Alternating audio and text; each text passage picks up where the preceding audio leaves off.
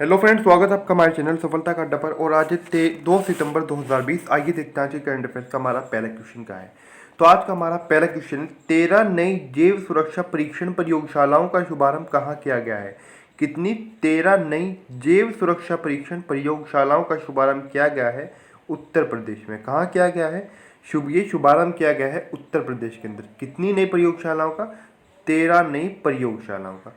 अब अगर हम उत्तर प्रदेश की बात आपसे करें, उत्तर प्रदेश से क्या क्या क्वेश्चंस एग्जाम्स के अंदर पूछ लिए जाते हैं, तो उत्तर प्रदेश की अगर हम बात करें आपसे, तो उत्तर प्रदेश की राजधानी है लखनऊ। क्या है? लखनऊ उत्तर प्रदेश की राजधानी है। और अक्सर क्या होता रहा है कि लखनऊ से भी 2 क्वेश्चन मुख्य रूप से पूछे जाते रहे हैं। एक क्वेश्चन है कि नवाबों का शहर किसे कहा जाता है, तो आपको याद रखना है नवाबों का शहर कहा जाता है लखनऊ को। और लखनऊ उत्तर प्रदेश की राजधानी भी है। साथ ही साथ एक और क्वेश्चन बनता है यहाँ से कि लखनऊ कौन सी नदी के किनारे स्थित है, तो आपको याद रखना है लखनऊ गोमती नदी के किनारे स्थित है। कौन सी नदी के किनारे स्थित है? लखनऊ जो है वो गोमती नदी के किनारे स्थित है। और साथ ही साथ एक बात और विशेष रूप से आपको याद रखनी है, वो बात यह है कि जो उत्तर प्रदेश का इलाहाबाद हाई कोर्ट है, उस इलाहाबाद हाई कोर्ट की जो खंडपीठ है, वो खंडपीठ भी हाई कोर्ट की जो खंडपीठ है उत्तर प्रदेश की, वो भी लखनऊ के अंदर ही है। ये बात भी आपको याद रखनी है।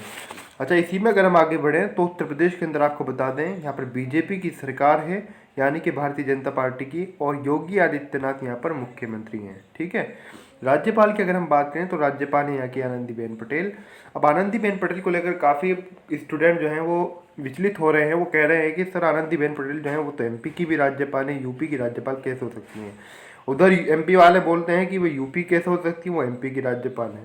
तो ये प्रकरण चल रहा है। इसको लेकर मैंने आपके लिए अलग से विशेष रूप से क्लास उसके अंदर क्या हो रहा है कि मुझे डेली करंट अफेयर के अंदर आपको समझाना पड़ता था कि क्या प्रक्रिया रही है, कब आनंदीबेन पटेल कहाँ से आई, वो इनको क्यों और कैसे इनको राज्यपाल नियुक्त किया गया। मुझे सारी प्रक्रिया आपको वो सब बताना पड़ता था कि लालजी टंडन मध्य प्रदेश के राज्यपाल थे, एमपी के, उनका स्वास्थ्य खराब होता है, फिर आनंदीबेन पटेल जो थी इनको अतिरिक्त प्रभार दिया जाता है, लेकिन फिर उनका निधन हो जाता है लालजी टंडन का। उसके बाद में इनको फिर से एमपी का राज्यपाल नियुक्त कर दिया जाता है। तो ये सभी प्रक्रिया मुझे उसके अंदर बार बार, इससे भी लंबी विस्तार से, काफ़ी लंबी बात है, वो सारा मुझे आपको बार बार बताना पड़ता था डेली करंट अफेयर्स में। उसमें क्या होता था कि जो डेली करंट अफेयर्स के जो हमारे डेली के जो स्टूडेंट हैं उनका टाइम खराब होता है। ये कोई बुरी बात नहीं है कि बिल्कुल रिवीजन होना चाहिए, और बार बार जो चीज़ें रिवाइज होती रहें बहुत अच्छा है, लेकिन इतना भी नहीं कि हम बिल्कुल ही एक ही चीज़ को बार बार पढ़े जाए। तो जो स्टूडेंट नए जुड़ते जाएंगे उनके लिए वही सुविधा है, जो भी आज भी जुड़ रहे हैं उनके लिए मैं क्लास आज शाम में अपलोड कर दूंगा। आज या कल आपकी क्लास ज़रूर आ जाएगी, तो उस क्लास को ले लेना भूलें। उसके अंदर भारत के से दो दो दो राज्यपाल हैं, भगत सिंह कोश्यारी जो गोवा और महाराष्ट्र 2 राज्यों के राज्यपाल हैं, और एक आनंदीबेन पटेल, ये उत्तर प्रदेश और मध्य प्रदेश 2 राज्यों की राज्यपाल है। ठीक है। तो वो सारी प्रक्रिया उन दोनों के बारे में मैंने उस क्लास के अंदर आपको बता दी है। ठीक है। तो राज्यपाल जो है वो है आनंदीबेन पटेल। उत्तर प्रदेश की अगर राजकीय वृक्ष की अगर हम बात करें तो उत्तर प्रदेश का राजकीय वृक्ष है अशोक, और यहाँ का जो राजकीय पुष्प है वो पलाश है। राजकीय पक्षी की अगर बात करें तो राजकीय पक्षी यहाँ का सारस या क्रौंच। क्या है? सारस या क्रौंच यहाँ का राजकीय पक्षी है। राजकीय पशु यहाँ का बारहसिंगा है। क्या है? बारहसिंगा यहाँ का राजकीय पशु है। अगला क्वेश्चन है हमारा, कोविड रोगियों को भोजन और दवा पहुंचाने के लिए मेडबोट नामक एक रिमोट नियंत्रित मेडिकल ट्रॉली किसने विकसित की है?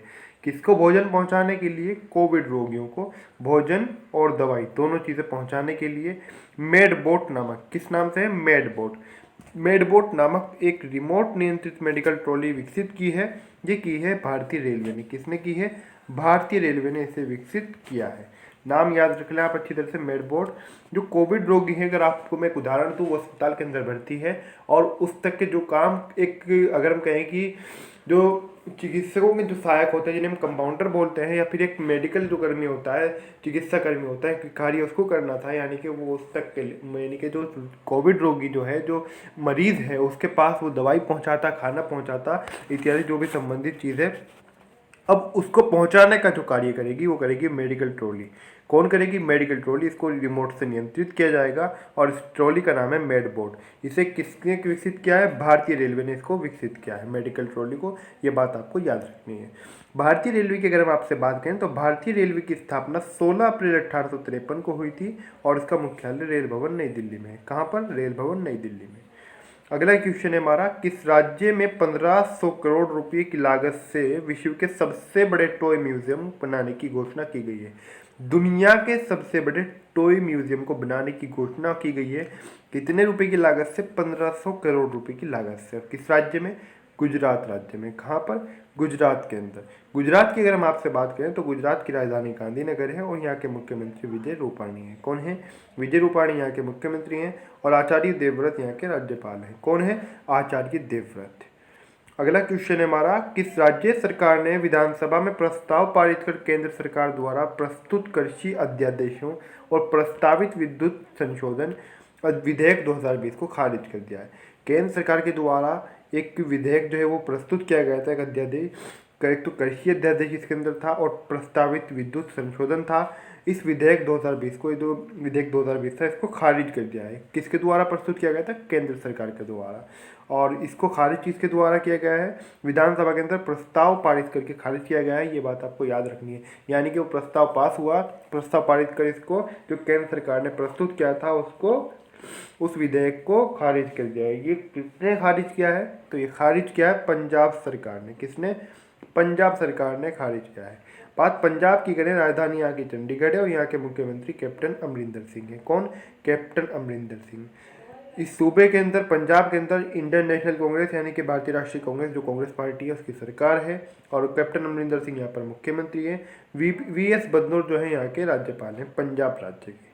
पंजाब के बारे में अगर एक क्वेश्चन आपसे पूछा जाए परीक्षाओं के अंदर कि पंजाब किसके साथ अंतर्राष्ट्रीय सीमा बनाता है, यानी कि पंजाब जो है वो किस देश के साथ मिला हुआ है, यानी कि इसका जो बॉर्डर, पंजाब की अगर बात करें तो पंजाब पाकिस्तान के साथ सीमा बनाता है। पाकिस्तान का जो एक प्रमुख शहर है लाहौर, वो वहाँ से बहुत ज़्यादा पास भी पड़ता है। अगर वो बार बार एक उदाहरण हमारे संसद भवन के अंदर, भारत के अंदर दिया जाता है, जिस समय उत्तर प्रदेश के अंदर, विशेषकर पश्चिम उत्तर प्रदेश के अंदर बात आती है कि यहाँ पर हाईकोर्ट होना चाहिए, क्योंकि पश्चिम उत्तर प्रदेश का जो क्षेत्र है इसको हाईकोर्ट दूर पड़ता है इलाहाबाद, तो उस समय लाहौर हाईकोर्ट का उदाहरण दिया जाता है कि पश्चिम उत्तर प्रदेश से भी लाहौर हाईकोर्ट पास पड़ता है, उनसे इलाहाबाद ज़्यादा दूर पड़ता है। तो फिर आप अनुमान लगा सकते हैं कि लाहौर जो है वो पंजाब से कितना पास होगा, क्योंकि पंजाब के अंदर तो बॉर्डर है।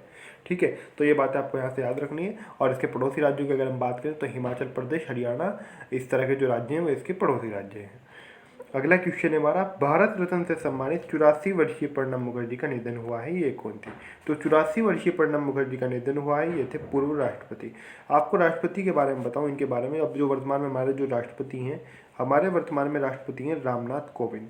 तो रामनाथ कोविंद जो थे, रामनाथ कोविंद जो है, इनसे पहले जो राष्ट्रपति थे हमारे, वो प्रणब मुखर्जी ही थे। ये बात आपको याद रखनी है। और प्रणब मुखर्जी से पहले श्रीमती जो प्रतिभा पाटिल है। ठीक है, तो ये बात आपको याद रखनी। तो प्रणब मुखर्जी का जो थे, इनका निधन हो गया है।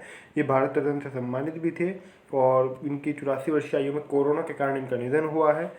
अच्छा, इनके बारे में अगर हम आपसे बात करें, पूर्व राष्ट्रपति तो थे ही, लेकिन पूर्व राष्ट्रपति के साथ साथ ये भारत के वित्त मंत्री भी रहे और विदेश मंत्री भी रहे और ये भारत के रक्षा मंत्री भी रहे।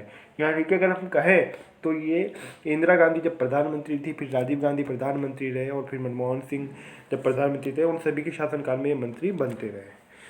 और बाद में आकर अभी 2014 के बाद में 2014 से पहले ये राष्ट्रपति भी बन गए थे। अगला क्वेश्चन है हमारा, सुप्रीम कोर्ट ने प्रशांत भूषण मामले में प्रशांत भूषण पर कितने रुपए का जुर्माना लगाया है? सुप्रीम कोर्ट और प्रशांत भूषण के बीच जो विवाद चल रहा है, यानी कि अगर हम कहें उनके दोनों का विवाद तो नहीं हम कह सकते, तरह से सुप्रीम कोर्ट के द्वारा कहा गया है कि उन्होंने सुप्रीम कोर्ट की अवमानना की है प्रशांत भूषण ने। हालांकि प्रशांत भूषण कह रहे हैं कि अगर मैं माफ़ी मांगूंगा तो मेरी ये एक तरह से, अगर मैं माफ़ी मांगता हूँ तो सुप्रीम कोर्ट की अवमानना होगी। खैर, इनके अपने विचार हो सकते हैं, अपना इनका मामला हो सकता है। तो भी सुप्रीम कोर्ट ने प्रशांत भूषण पर अवमानना के लिए फैसला करते हुए कि इन्होंने अवमानना जो की है कोर्ट की, इसलिए सुप्रीम कोर्ट ने इनके ऊपर जुर्माना लगाया। वो जुर्माना कितने का है? 1 रुपये का इनके ऊपर जुर्माना लगाया है। सुप्रीम कोर्ट ने कहा या तो आपको 1 रुपये का जुर्माना भरना पड़ेगा या फिर आपको उसके अंदर जेल जाने के भी प्रावधान है। और उसके अंदर इनको सर्विस जो होती है, एक वकील है प्रशांत भूषण की, ये और जो इनकी सर्विस होती है, यानी प्रैक्टिस जो करते हैं कोर्ट के अंदर, वो उस पर भी रोक लगाई जा सकती है। अगला क्वेश्चन है हमारा, एलोन मस्क दुनिया के कौन से नंबर के सबसे अमीर व्यक्ति बन गए हैं? तो एलोन मस्क दुनिया के कौन से नंबर के सबसे अमीर व्यक्ति बन गए हैं? 3रे नंबर के दुनिया के सबसे अमीर व्यक्ति बन गए हैं। कौन? Elon Musk. अगला क्वेश्चन है हमारा, भारतीय रेलवे ने कितने स्टेशनों का सौर्यीकरण किया है? क्या क्या है? सौर्यीकरण। याद रखना है, सौंदर्यीकरण नहीं, सौर्यीकरण क्या है? सौर्यीकरण वही होता है जिसमें सौर ऊर्जा से संचालित किया जाता है, यानी कि बिजली से न चलाकर इनको सौर ऊर्जा से चलाया जाता है। ये स्टेशन कितने स्टेशन है? सौर ऊर्जा से ये स्टेशन संचालित होंगे। तो 960 स्टेशनों का सौर्यीकरण किया है भारतीय रेलवे ने। किसने किया है? भारतीय रेलवे ने। और इससे पहले जो क्वेश्चन आया था उसके अंदर मैं आपको भारतीय रेलवे के बारे में बता ही चुका हूँ कि 1853 में इसकी स्थापना हुई थी। 1853 में 16 अप्रैल को। कब? 16 अप्रैल को। और इसका मुख्यालय कहाँ पर है? रेल भवन नई दिल्ली में इसका मुख्यालय है। किसका मुख्यालय रेल भवन नई दिल्ली के अंदर? भारतीय रेलवे का। अगला क्वेश्चन है हमारा, कोविड-19 संकट आपातकालीन प्रतिक्रिया सहायता हेतु जापान ने भारत को कितना आधिकारिक सहायता ऋण दिया है? तो जापान ने भारत को 3500 करोड़ रुपए का आधिकारिक सहायता ऋण दिया है। जापान की बात करें तो यहाँ की राजधानी टोक्यो है और यहाँ के सम्राट हैं नारुहितो। कौन है? नारुहितो।